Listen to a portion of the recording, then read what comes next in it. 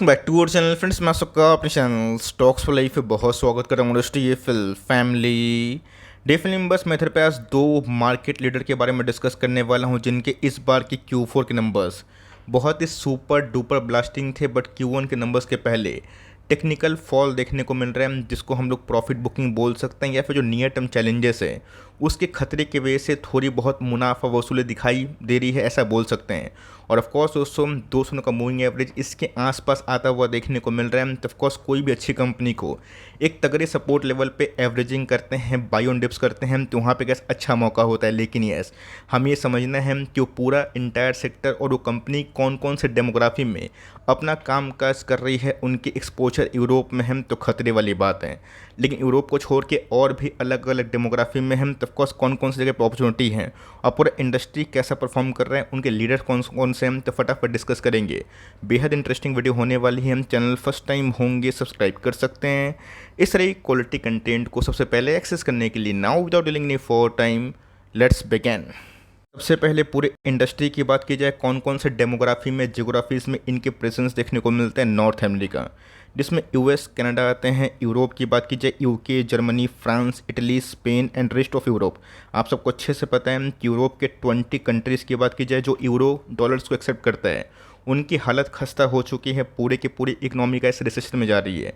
अब सिंपल सी बात है कि इस कंट्री पे जिन कंपनी का एक्सपोजर है उनके इंपोर्ट में ऑफकोर्स थोड़ा क्या काफ़ी भूचाल देखने को मिल रहा है। बट एशिया पैसिफिक में दोस्तों इस कंपनी के स्पेसिफिक जो मोड है वो हमें दिखाई पड़ता है। और लैटिन अमेरिका जैसे ब्राज़ील हो गए, मैक्सिको हो गए, इन सब कंट्री में भी इनका प्रेजेंस दिखाई ज़रूर देता है। कंपनीज़ की बात की जाए तो ऑफकोर्स दोनों कंपनी केमिकल को बिलोंग करती है और ऑफकोर्स इनके एप्लीकेशन समझना बहुत इंपॉर्टेंट है। रेफ्रिजरेंट, आपको अच्छे से पता है कि गर्मी के सीज़न में जितने भी एसी हो गए, कूलर हो गए, इवन फ्रिज हो गए, उसमें गैस रेफ्रिजरेंट का बहुत ही बड़ा यूज़ है। और फ्लोरोकेमिकल दोस्तों ये बहुत ही बड़ा बिजनेस है जिनको बहुत तेज़ी से एक्सपोजर मिल रहा है, चाहे वो भारतीय गवर्नमेंट की बात की जाए या ओवरऑल डिमांड की बात की जाए। बट मैंने क्या बताया कि यूरोप में जो मंदी हमें देखने को मिल रही इसके वजह से इम्पैक्ट है, बट ये शॉर्ट टर्म है। तो ऑफकोर्स गैस मैंने इसके पहले आपको पूरा चीज़ क्यों दिखाया कि आप कंथस्ट हों, आपको समझ में आए कि आपका बिजनेस का जो एक्सपोजर है कौन कौन सी कंट्रीज़ में सबसे ज़्यादा है।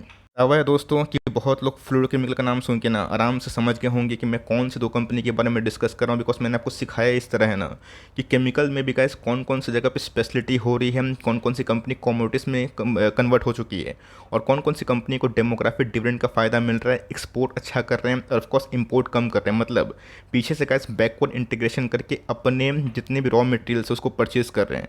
आप सबको अच्छे से पता है कि फ्लोरोकेमिकल का गाइस मैंने यूज़ दिखाया है कि रेफ्रिजरेंट्स की बात की जाए या फिर डेंटल की बात की जाए, केमिकल मैन्युफैक्चरिंग की बात की जाए, डिस्प्ले की बात की जाए, प्लास्टिक्स की बात की जाए, वेरियस जगह पे गैस इवन सेमी कंडक्टर में जो इचिंग होता है ना, इसमें भी यूज़ होता हुआ दिखाई ज़रूर देता है। यहाँ गैस सबसे पहले कंपनी की बात की जाए SRF लिमिटेड। आप सबको अच्छे से पता है कि कॉर्पोरेट गवर्नेंस इस कंपनी का कितना शानदार है और ऑफकोर्स बिजनेस मोड के संग ना कंपनी डाइवर्सिफाई बिजनेस में काम करती है। सिर्फ फ्लोरोकेमिकल से गैस इनके रेवेन्यू नहीं आते, बिकॉज कंपनी केमिकल में काम करती है, फ्लेक्सिबल पैकेजिंग में काम करती है और ऑफकोर्स टेक्सटाइल में भी है। आप सबको अच्छे से पता है कि फ्लेक्सिबल पैकेजिंग के बिजनेस में क्या स्लो डाउन है, मार्जिन तो गैस बचे ही नहीं। इवन जितनी भी बड़ी फ्लेक्सिबल पैकेजिंग बिजनेस की बात की जाए, टेक्सटाइल की बात की जाए, हालत खस्ता है। तो ऑफकोर्स अकेला गैस एक सेगमेंट कब तक टाने का, तो ऑफकोर्स अगर इसमें गिरावट होती है तो पूरा टेम्प्रोरी होगी। लेकिन यस, कंपनी फंडामेंटली बहुत ही स्ट्रॉन्ग है। मेरा ऐसा मानना है कि हर एक डिप में दोस्तों टाइटन की तरह जो हमने प्रोसेस अपनाया था ना, वही प्रोसेस का अगर आप इस कंपनी में उठाते हैं और लॉन्ग टर्म बने रहते हैं, इस कंपनी में रिवॉर्ड मिलना तय है। पिछले 1.5 साल की बात की जाए कोई बड़े पैसे नहीं बने। 1.5 साल की बात की जाए ये तो गैस कॉन्सोल्यूशन फेज में ही है।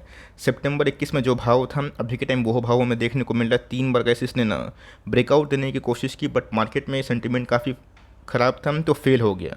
तो ऑफकोर्स गैस ये ब्रेकआउट भी फेल होता हुआ देखने को मिल रहा है। तो फाइनल गैस अगर सपोर्ट ना आपको निचले लेवल पे की तरफ मिलता है तो बहुत ही अच्छा मौका होगा जहाँ पे ऐसा जैसे अच्छी कंपनी पे आप निवेश करने का प्लान कर सकते हैं। जो 5 ईयर्स में गैस आपके 1 लाख को 6.5 लाख कन्वर्ट कर चुकी है। तो बोलेंगे सर कि what about Deepak nitrate, Lakshmi organic. तो जो गैस दीपक नाइट्रेट के मार्जिन ठीक होना स्टार्ट हुए हैं। और ऑफकोर्स लक्ष्मी ऑर्गेनिक की बात की जाए तो आपको अच्छे से पता है कि इनके प्रेजेंस भी ना यूरोप में हमें देखने को मिलते हैं। वहाँ से गैस कुछ रॉ मटेरियल्स भी आते हैं जिसके वजह से उन सब कंपनी को ऑफकोर्स तगड़ा झटका लगा है, बट वो गैस टेम्प्रोरी है।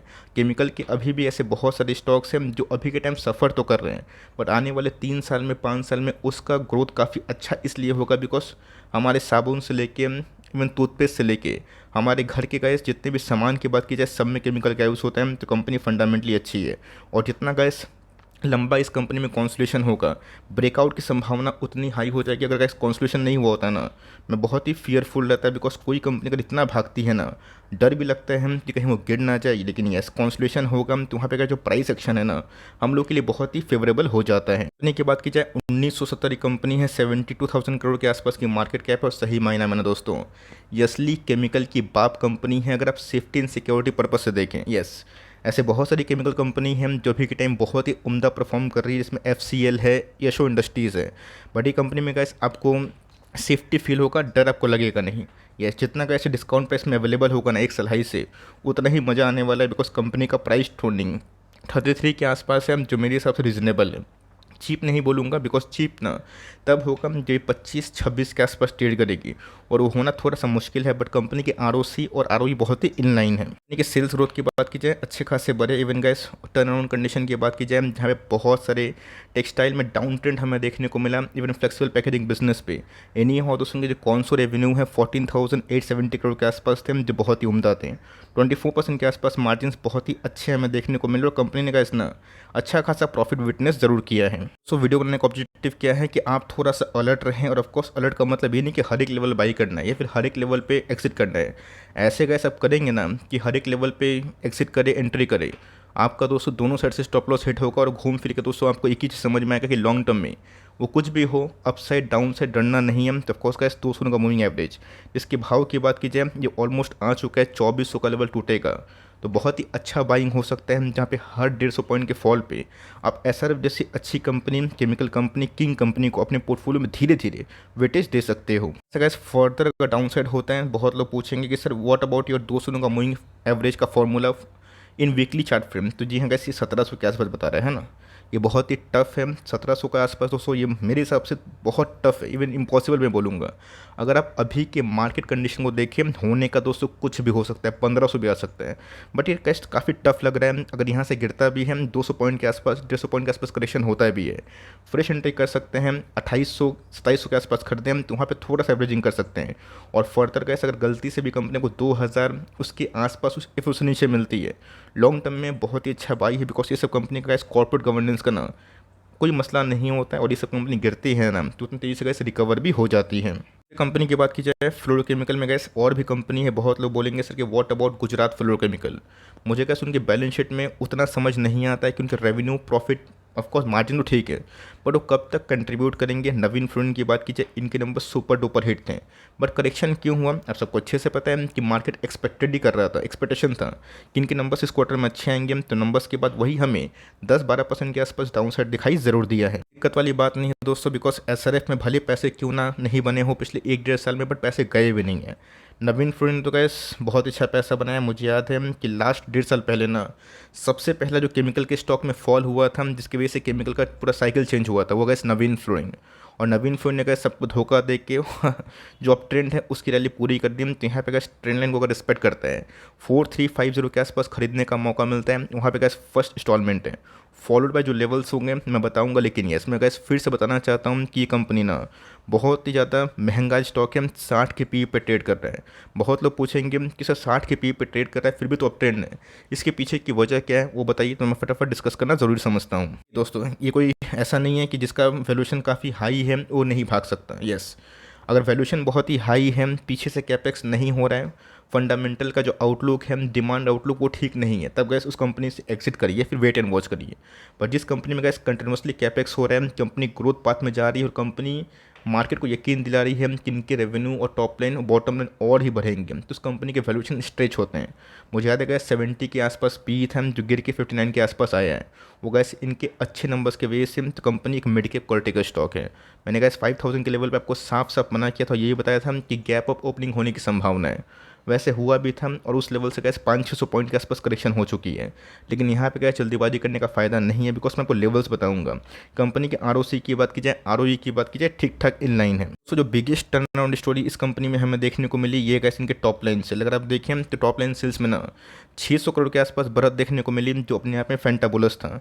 रही बात ऑपरेटिंग मार्जिन की, तो सारे कंपनी के गैस केमिकल सेक्टर से OPM फॉल हो रहे थे, इनके सरप्राइजिंगली बढ़े, और इसी के वजह से गैस कंपनी ने ना हाईएस्ट एवर प्रॉफिट दर्ज किया जो मेरे हिसाब से अद्भुत है। और यही गाइस ना जितना बड़ा मैसिव टर्न अराउंड स्टोरी हुआ है, इसलिए गाइस स्टॉक में हमें अच्छी खासी रैली बनते हुए दिखाई ज़रूर दी है। को गाइस अच्छे से पता है कि 800 करोड़ के आसपास कंपनी ने जब कैपेक्स किया था, मैंने गाइस उस समय ही बताया था, उस समय गाइस भाव ना 3,3200 के आसपास था। आज 4400 के आसपास है। हवाई यात्रा करके दोस्तों 5,000 के लेवल से ना थोड़ा गिरता हुआ देखने को मिल रहा है। तो यहाँ पे आप पैनिक ना करें, बिकॉज कंपनी के डेट इसलिए बढ़े बिकॉज कंपनी अपने जो कैपिटल एक्सपेंडिचर है उसको लेके काफ़ी एग्रेसिव है। करना क्या है, खरीदना कहाँ है, कब खरीदना है, तो जिनका 1 डे के चार्ट की बात की जाए वही 4350। आपको याद होगा दोस्तों, मैंने स्टॉक फटाफट में या फिर जब इसको कवर भी किया था ना, मैंने कहा इस लेवल का आपको वेट एंड वॉच करने की सलाह दी थी, आपको याद भी होगा। ये गैस अगर लेवल होता है तो यहाँ पे 1-2 स्टॉक खरीद सकते हैं अगर आपको इस कंपनी में इंटरेस्ट है।